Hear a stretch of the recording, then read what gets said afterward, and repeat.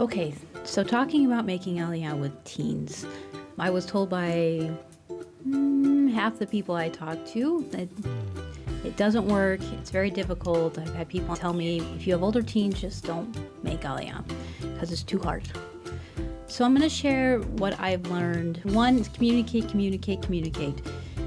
Talk about everything. I know it's going to sound like you're just talking into the air. Kids aren't going to know what to do with the information you're giving them, especially as teens. I mean, on a normal day, it can be hard. Every day can be a challenge.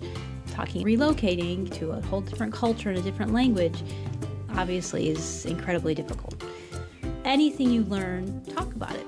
Pictures of the towns that you're thinking of moving to, show them to them. Even if they don't seem interested, still planting seeds of things to think about, an idea, a vision of what you're going towards. Show the social activities that are available in the town that you're going to, whether it's a gym or a library or a sports center. Just keep talking about whatever you're learning. Ask them what they think, what are they interested in when they get here. I know some people planned on trips, and we did do that, but the war started within 6 weeks. We literally set up shop, got the kids all in school, and then we were in a war. So we didn't really get to do that. Hebrew lessons, pay for Hebrew lessons, seek people out, and try again and again. If you have access to native speakers, the mind block of just getting it to come out of your mouth is real. It's huge. So even if you have the knowledge, you have to have somebody that's just going to force you to come out without thinking. It's worth your time and it's worth your money.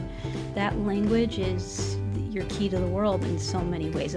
Part of it's your resilience, but the language is huge. Can't say that enough. Talk to people. Made Aliyah with older teens. Talk to those people. Before you make Aliyah, when you're reading the Facebook posts and things like that, if you see somebody comment, hey, I made Aliyah with older teens, find out what did and did not work for them. Be very specific with your questions. Write down everything. You can learn from other people's experiences. I had a couple hundred pages of typed notes after I had been talking to people for a couple years. That was very helpful. Focus on the hobbies that your kids have. Sports, you guys got a couple years out before you're making Aliyah. Get your kids into sports. Look, you don't need to have a high vocabulary to just jump in and start playing. A lot of my kids love to read. Actually, most of them love to read.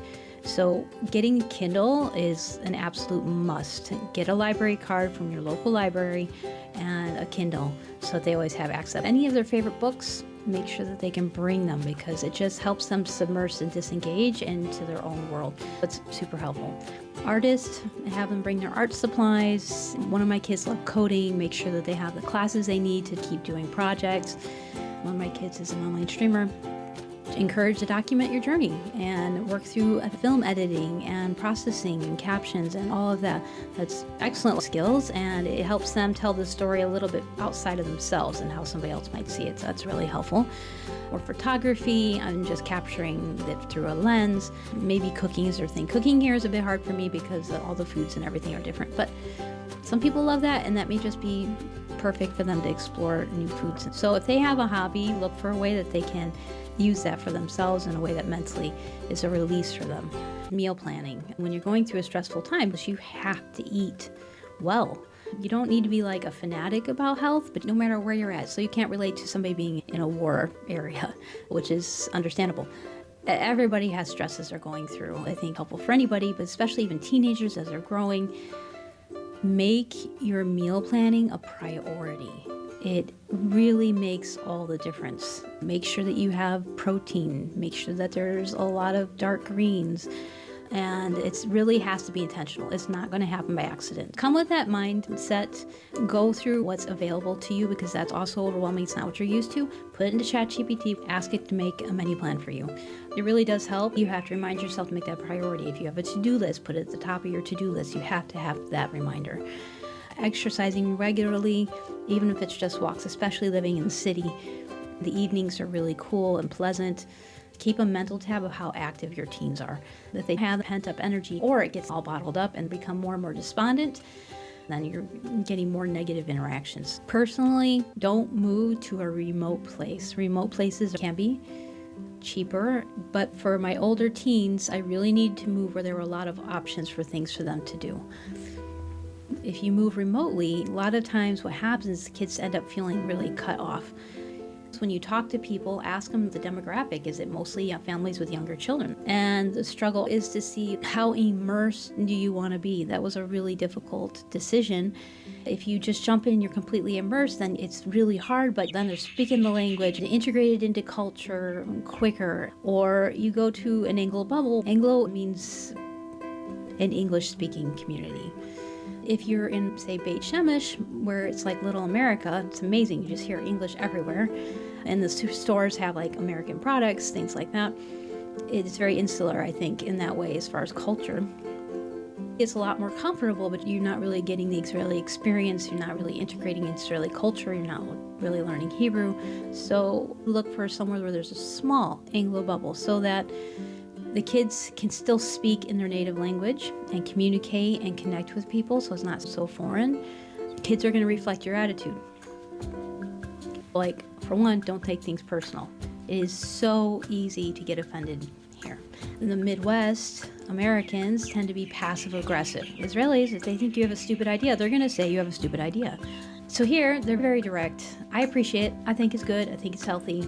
But when you're already under a lot of stress, I come across as very rude and unkind and mean and unhelpful, and it does wear you down. So just to come with a mindset that you're not going to let it bother you, and it's just the culture, and you have to push back, you have to speak up, you have to speak loudly, because they speak loudly and they don't understand you at all, even in a different language, unless you speak loudly. Even if they're speaking in English to you, you still have to yell in English. My Israeli moment is just even getting the kids in school. They were yelling at me because you should contact them and tell them I'm coming. They didn't have record of that, and they started yelling at me. Why didn't you tell us you were coming? And I had to yell back and say, I did call you. And then it was good. It was like, she can yell. All right, good. And it would completely change the tone. It was kind of weird.